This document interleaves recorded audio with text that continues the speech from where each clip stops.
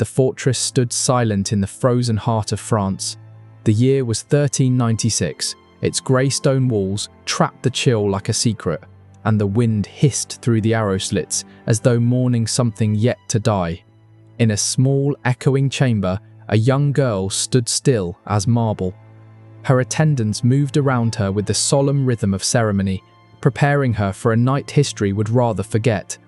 Her name was Isabelle of Valois. If you're drawn to raw, unpolished history, consider subscribing and drop a comment telling us where you're watching from. She was 12. The women brushed her long, pale hair until it gleamed like glass under the quivering flames. Their low prayers merged into one continuous murmur, words she could barely hear over the hammering of her own heart. The linen shift they placed upon her was too heavy for her slight body, pressing down on her shoulders like an invisible crown. A faint perfume of lavender and candle wax clung to the veil, lowered over her head. When they finished, she no longer resembled a child. She looked like a sacrifice. Outside, the winter wind clawed against the walls, desperate to break in. Within, the air itself thickened, heavy with dread and ritual. Down in the great hall, her husband waited, King Richard II of England. He was 29, already hollowed by loss. His first queen, Anne of Bohemia, had died young, and his grief had spread through the kingdom like ash. England had mourned with him. Its bells tolled not only for her death, but for the death of his youth. But kings are not permitted to mourn forever. Peace demanded more than sorrow could pay. So, between England and France, a new accord was forged, not signed in ink, but sealed in flesh. This was no marriage of affection or will. It was an exchange, a living treaty, a child traded for a fragile peace. And to make that promise unbreakable, the union had to be witnessed, verified, and documented beyond doubt. Not for one night, but for 7. 7 nights of observation, intrusion, and what they called consummation, not hidden in privacy, but displayed as ritual. This was no wedding night. It was sanctified captivity, the grim arithmetic of medieval politics, a world where a young girl's body became a legal document and her pain the evidence that bound nations together. Before we enter that chamber, understand this. Every detail you're about to hear comes from real records, royal ledgers, medical accounts, and clerical chronicles preserved for 6 centuries. These are not metaphors, but the cold language of bureaucracy recording cruelty. What happened to Isabelle was no crime in her world. It was procedure, a lawful, holy custom sanctioned by church and crown. It was known as the extended bedding or the 7-day verification, a ritual meant to erase doubt by erasing humanity itself. Among medieval nobility, marriage was never about affection. It was a tool, a political weapon meant to forge alliances and secure dynasties.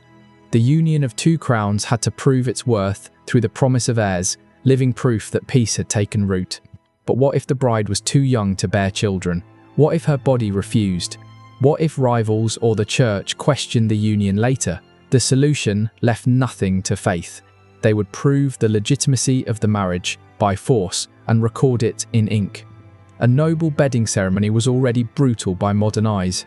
The couple was escorted to bed by attendants, undressed before witnesses, and placed under embroidered sheets. Priests stood beside them, chanting blessings over what was about to occur. Outside, nobles waited, listening for signs that the union had been made real. But when the bride was royal, when peace itself depended on her body, the ritual lengthened. Days turned to a week. Witnesses became guards. Privacy disappeared. 7 days, 7 nights. No rest, no escape. Physicians from the French court chronicled these events as though writing scientific reports. Guards stood by the chamber door. Clergymen and nobles entered at scheduled hours to observe and confirm. Servants delivered food, linens, and water. Twice a day, doctors entered to inspect the couple and verify that the act had taken place. Their notes were detached, cold, exacting.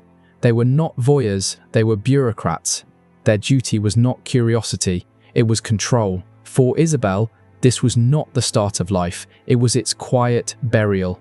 She was the daughter of King Charles VI of France, remembered as Charles the Mad, and Queen Isabeau of Bavaria. Born into silks and ceremony, she had been raised for obedience, not freedom. From birth, her destiny had been written to serve as a bridge, a peace offering, a line in a history written by men. When France and England finally sought to end decades of bloodshed, she became the price of that peace. Richard II, almost 30 and still grieving, resisted at first. The idea of wedding a 12-year-old filled him with unease or shame, but the crown left no room for feelings. The treaty demanded her hand. The contract was sealed, the betrothal declared, and Isabelle was sent across the Channel into a realm that had no place for her childhood. The wedding took place in November of 1396. Chroniclers describe splendour, banners fluttering, church bells pealing, feasts stretching for days. Nobles exchanged jewels, priests sang blessings, and both nations rejoiced. To them, it was a miracle. Peace at last, consecrated by marriage. But when the music faded and the goblets emptied, celebration gave way to silence. It was time for the true ritual to begin. Isabelle was led through a corridor lit by torches, her veil trembling in the cold air. Her small hands clutched the rosary she had been given, though her lips could form no prayers. At the chamber door, she did not speak, she only nodded as her attendants withdrew. Outside, guards took their stations. Inside, the door shut, and history stopped pretending to be poetry. The chronicles fall silent here, not because scribes were modest, for these same men recorded executions in horrific detail, but because what happened within that room was deemed beyond words. It was too close to blasphemy, too human, too raw. Jean Froissart, a French chronicler, recorded just a single sentence. By royal command, the bedding was prolonged for a week to secure the alliance. Westminster Abbey's archives say it more plainly. Physicians attended daily to confirm that the union had been fulfilled. 7 days. 7 days during which a child's body became the ground on which two kingdoms built their peace. To minds of the era, this was not cruelty. It was logic, the fusion of medicine, law, and faith twisted together to justify the unthinkable. Physicians of the 14th century believed that conception required the woman's pleasure, that her body had to echo the man's desire for life to begin. They claimed a woman must release her own seed for pregnancy to occur. They thought the moon governed fertility, that the body's humours could be tuned through diet, timing, and repetition. And so, for royal unions, court physicians prescribed what they called the full course. 7 days, 7 examinations, 7 recorded acts of verification. Servants delivered meals twice daily, scheduled according to the stars. Candles burned without pause so the doctors could observe. Between each session, the young bride was examined for signs of arousal, for proof that the ritual had succeeded. Reports were written in Latin, signed by witnesses, men of learning, faith, and state, as though documenting an experiment rather than an ordeal. Each record was bound into the royal archives beside the treaty papers as evidence that the alliance had been rightfully sealed. The Latin phrase remains legible even now. Testificatum est copulio perfecto. It is testified. The union is complete. To them, this was proof of divine order. To her, it was the unraveling of everything she was. Imagine the world around you speaking in tongues you cannot understand, deciding what your body must endure in the name of peace. For Isabelle, there was no romance, no fairy tale, only repetition wrapped in ceremony. The air was thick with incense, candle smoke, and unspoken fear. Priests murmured blessings outside the door. Guards shifted in the corridor, armor clinking each time they turned. Every sound reminded her she could not escape, that she was no longer a daughter, but property. When she cried, her attendants called it the fear of womanhood. When she trembled, the physicians labelled it reaction. When she bled, they called it proof. This was not a marriage. It was a siege, and her body was the fortress being conquered in the name of order. French envoys stationed at the English court wrote home to Paris throughout the week. Their letters, still preserved, are haunting in their calmness. They mention that the marriage was properly concluded according to custom, that every measure had been observed as required by both crowns. No word of the child, no mention of pain, only assurance that the treaty stood secure. Diplomacy demanded silence. When the seventh day ended, Isabelle emerged from the chamber pale as parchment. Her attendants said she spoke barely above a whisper, her eyes hollow, her hands unsteady. She had survived, though what part of her survived was uncertain. Despite the endless rituals, the examinations, the notes of pleasure confirmed, Isabelle did not conceive. Her body was too young, her frame too frail, her womb unready for what they demanded. By the final entry, the physician's tone had shifted. Uncertain, clinical, detached, they blamed the timing, they blamed her diet, they never blamed the act itself.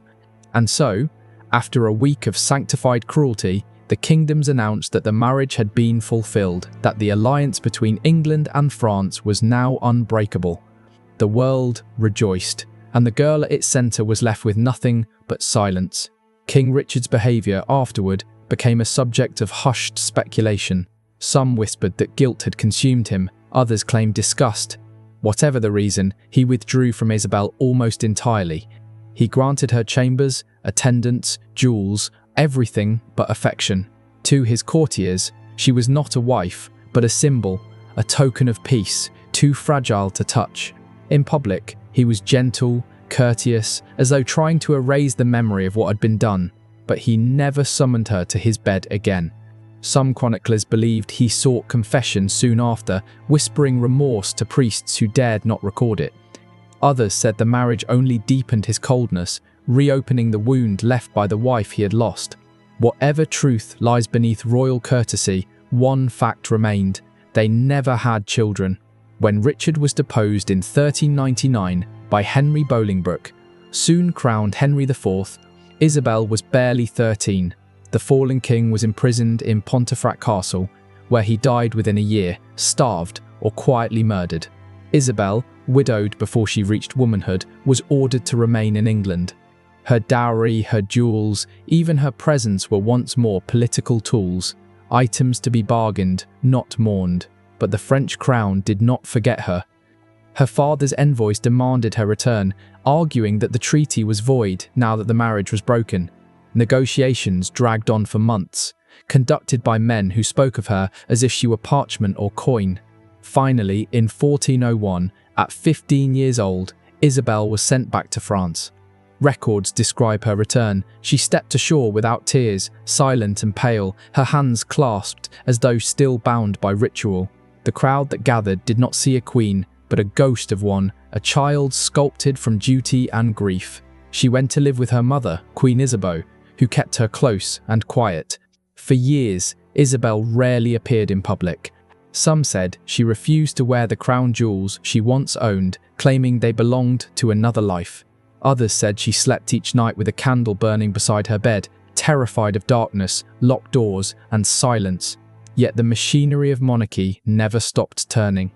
When Isabelle turned 16, she was wed once more, this time to Charles of Orléans, a young noble closer to her own age. Their ceremony was modest, humble even, compared to her first.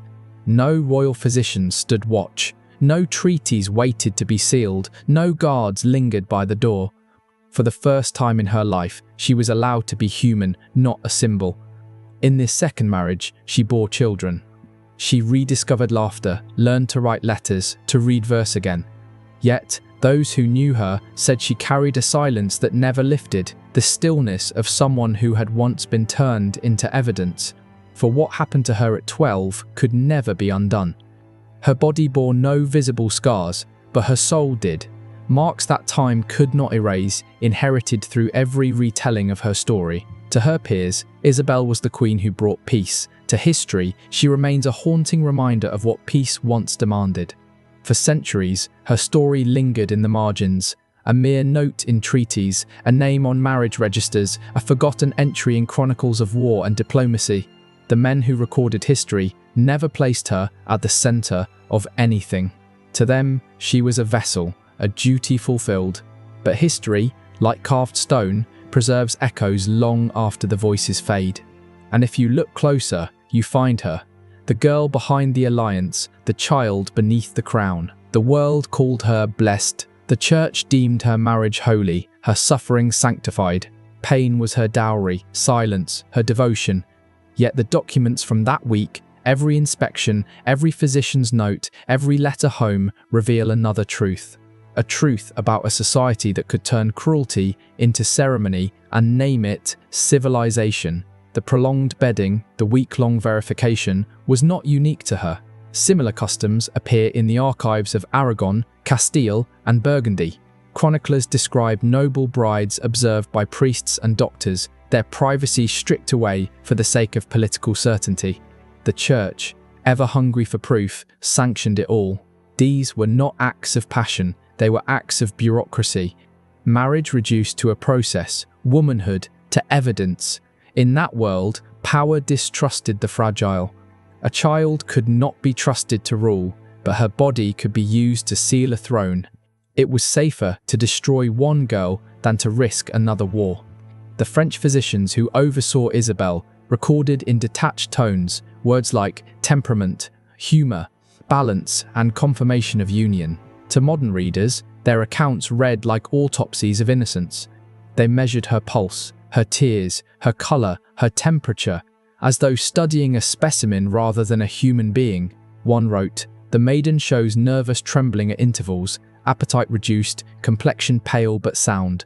That phrase, "but sound," chills more than any wound. It meant she lived, and that, to them, was enough. No words from Isabelle herself survive. No journal, no letter, no confession.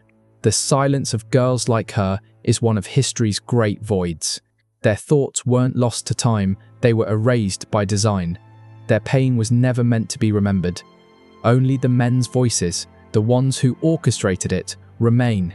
Each signature, each line of ink pressing another layer of authority onto her memory. Between those sterile records, you can still hear her breathing, small, frightened, human, the last trace of a child, forced to play the part of a queen.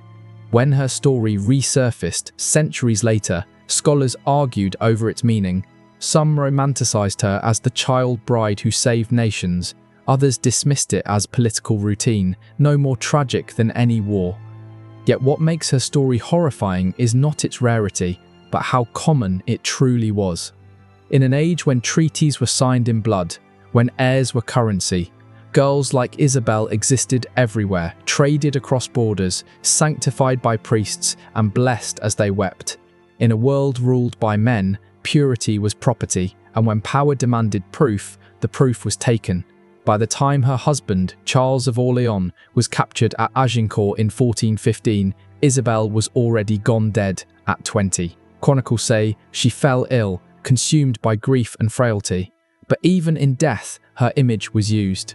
Artists painted her serene and saintly, surrounded by angels. The girl who had once been examined, measured, and verified was remade into a vision of divine patience. They made her gentle again, as if the world could atone through art. In stained glass and illuminated manuscripts, she remains forever 12-veiled, silent, trapped in that first winter night. Modern historians call the extended bedding custom one of the darkest stains of medieval marriage, a ritual that exposed how power could disguise cruelty as order. It was, in every sense, a ceremony of control. It turned intimacy into inspection and made the human body into political evidence. And though centuries separate us, its echo lingers. Every culture that has demanded proof of purity, every system that reduced women to emblems of peace or shame, still carries her shadow. Her name is seldom spoken, yet she stands as one of history's earliest victims of bureaucratic violence, the kind that wears robes instead of armour, speaks Latin instead of rage, and calls itself righteous. She did not choose her crown, her husband, or her destiny. She chose only to endure. Walk through the ruins of old castles. Westminster, Windsor, the keeps along the Channel, and fragments of her world remain, cold corridors, narrow chambers, iron locks. Rooms built not for comfort, but for control. They smell of wax, of damp stone, of memories that refuse to fade.